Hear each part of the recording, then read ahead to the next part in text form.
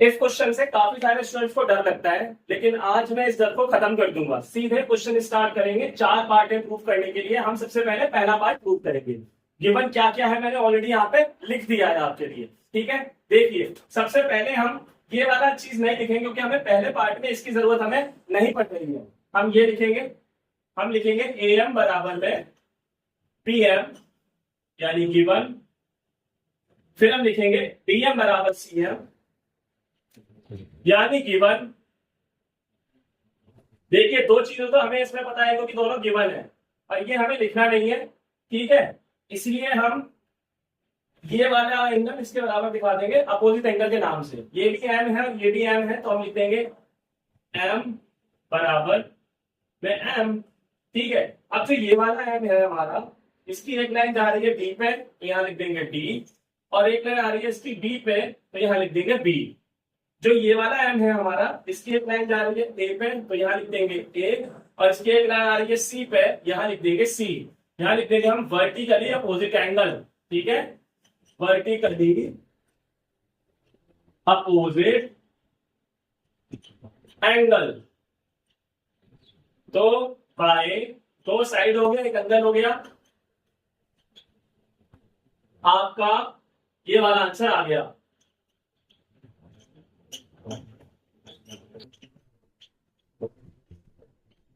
Okay, अगला question करने के लिए हमें इसमें कुछ चीजें सीपीसीटी भी करनी पड़ेंगी।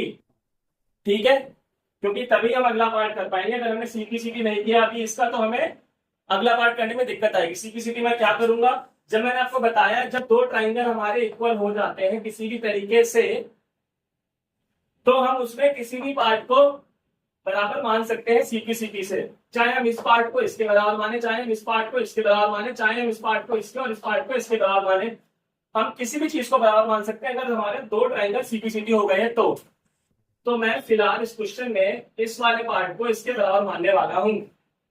तो मैं लिखूंगा डी।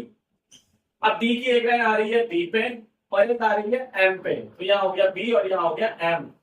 ऐसे में यहाँ पे लिखूंगा सी, कि ये सी है। सी की एक लाइन आ रही है ए पे और एक आ रही है एम पे, तो ये हो गया ए और ये हो गया एम। यहां लिख देंगे हम बाय सी पे सी टे। ठीक है, अब हम करेंगे इसका दूसरा पार्ट जो कि ये वाला है। इस पार्ट को करने के लिए सबसे पहले जो हमने सीपीसीटी से निकाला है वही हम यहाँ पे लिख देंगे कि जो बीडीएम है वो एसीएम के बराबर है। यहां लिख देंगे हम वी प्रूव्ड, कि हमने प्रूव कर दिया है। ठीक है, अब ये हम लिखेंगे यहाँ पे फिर एंड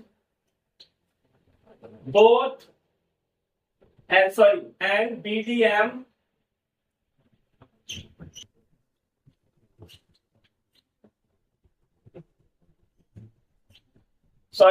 ये लिखेंगे हम अगले एंड में BDM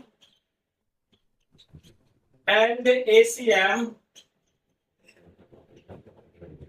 both are looking like alternate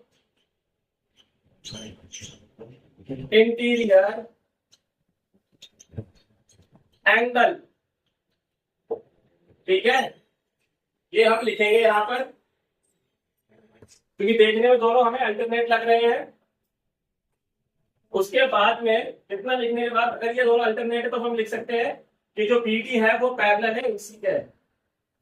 then BD parallel AC. और अगर ऐसा है कि बीडी एसी के पैरेलल है, फिर हम ये जो एंगल लिखा है डीबीसी इसे उठा लेंगे, और ये जो हमारा गिवन है सी जो हमने पहले भी लिखा था इसे उठा लेंगे, और दोनों को जोड़ करके 180 डाल देंगे। यहां रीजन लिखेंगे को इंटीरियर एंगल। ये को इंटीरियर हो गया, तो टीबीसी हमारा यही रहेगा। ये 90 हमें पता है पहले से, सी हमारा 90 है। 180 में से अगर आप ये 90 माइनस कर दोगे इधर ले जाके, 180 में से माइनस करोगे तो कल 90 ही बचेगा। तो आपका जो प्रूव होना था वो प्रूव हो गया। आपका दूसरा क्वेश्चन भी प्रूव हो चुका है। मेरे पास जगह नहीं इसलिए मैं इसे रेस कर रहा हूं, आप इसे नोट कर लीजिएगा।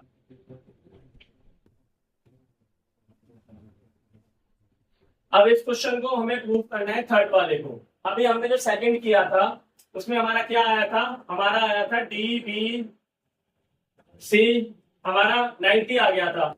सेकंड क्वेश्चन में आप देख सकते हैं इसका सेकंड पार्ट था, डी बी सी हमारा 90 आ गया था और सी हमारा पहले से 90 है, तो हम इन दोनों को आमने सामने डाल सकते हैं। यहाँ इसे लिख देंगे बोथ 90 डिग्री। एक चीज और, अगर आप बात करते हो डीबीसी की, यानी आप इस वाले की बात कर रहे हो डीबीसी की, जरा देखो ध्यान से, अगर आप डीबीसी की बात कर रहे हो तो इसमें आ रही है बीसी, और जब आप बात करोगे एसीबी की तब भी इसमें आ रही है बीसी, तो बीसी दोनों में आ रही है, तो बीसी हमारी हो जाएगी कॉमन। अब एक चीज और ध्यान रखिए, अगर कॉमन होता है तो एक तरफ का हम उल्टा करते हैं, उल्टा मतलब अगर बीसी लिखा है तो कहीं पर हम सीबी लिख देंगे। चलिए हम इस तरफ सीबी लिख देते हैं। तीसरी चीज क्या होगी, हमारी ये वाली साइड बराबर हो जाएगी इसके, यानी ऐसे बीडी बराबर में सी ए। सर ये कैसे हो गया, ये तो बराबर हमें क्वेश्चन में दिया ही नहीं है, क्योंकि हमने ये प्रूफ किया था। याद करो, जब हमने ये वाला ट्राइंगल इसके कॉन्ग्रुएंट किया था, तो हम सीपी से इसको इसके बराबर नहीं दिखा सकते क्या, दिखा सकते हैं ना, तो हम वही दिखाएंगे। यहां लिख देंगे बिकॉज, ये होता है बिकॉज का निशान, बिकॉज ये हमारा प्रूव हो चुका था, ये यहां पे लिख देंगे छोटे में, because triangle AMC congruent triangle BMD. आप देखो बाय दो साइड और एक एंगल है, by S A S, side angle side, हमारा आंसर आ गया PBC congruent ACB. Channel subscribe, video like और शेयर जरूर कर देना, अभी खत्म नहीं हुआ है आंसर। मैं इसमें आपकी साइंस और एसएसटी लेकर के आऊंगा आगे, इंग्लिश हिंदी सब, ठीक है। थोड़ा समय लगेगा, टाइम दीजिए, पेपर आने में भी टाइम है, फर्स्ट टर्म वाले भी। तो ये हमारा प्रूव हो गया, लेकिन अभी हमें करना है फोर्थ पार्ट, और फोर्थ पार्ट प्रूव करने के लिए हमें पहले कुछ करना पड़ेगा। इसमें सीपीसीटी क्या करना पड़ेगा, हमें दिखाना पड़ेगा कि जो हमारा डीसी है वो एबी के बराबर हो गया है, जो हमारा डीसी है वो किसके बराबर हो गया है, एबी के, बाय सीपी सीटी क्रॉसपॉइंटिंग पार्ट्स ऑफ कॉन्ग्रुएंट ट्राइंगल। अब हम करेंगे फोर्थ क्वेश्चन, ठीक है। अब हम फोर्थ क्वेश्चन करने वाले हैं। अब देखिए हमारे पास ये तो है पहले से कि एबी जो है वो डीसी के बराबर है। सर आपने तो यहाँ पर डीसी बराबर एबी लिखा है, अरे कोई भी कहीं लिख लो, उससे फर्क नहीं पड़ता है, हमने लिख दिया, ठीक है। अब जरा डीसी देखो, मुझे ये वाला आंसर जीरो को मैं क्या करने वाला हूँ। अब जरा डीसी देखो, ये मैंने कहां से लिखा, हम लिख देंगे वी प्रूव्ड, क्योंकि हमने पहले ही प्रूव कर लिया है। अब देखिए डीसी के दो हिस्से हैं, एक तो डीसी का हिस्सा है डीएम और एक डीसी का हिस्सा है सीएम।